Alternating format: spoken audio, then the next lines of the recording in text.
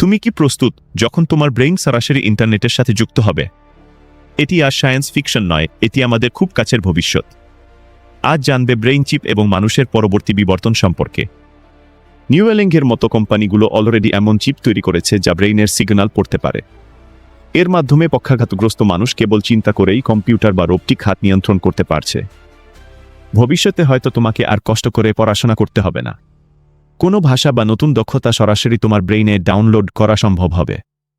তোমার ব্রেইন হবে বিশ্বের সব তথ্যের এক জীবন্ত লাইব্রেরি। মানুষ আর আর্টিফিশিয়াল ইন্টেলিজেন্স মিলে তৈরি হবে এক নতুন সুপার হিউম্যান। তোমার চিন্তা করার ক্ষমতা, সৃজনশীলতা এবং আইকিউ পৌঁছে যাবে অকল্পনীয় এক উচ্চতায়।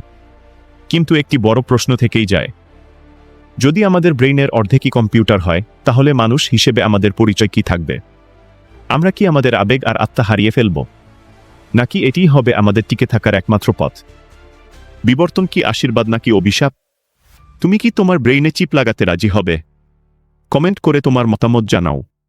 আমাদের এই ব্রেইন সিরিজ এখানেই শেষ হলো। দেখা হবে নতুন কোনো অভিযানে।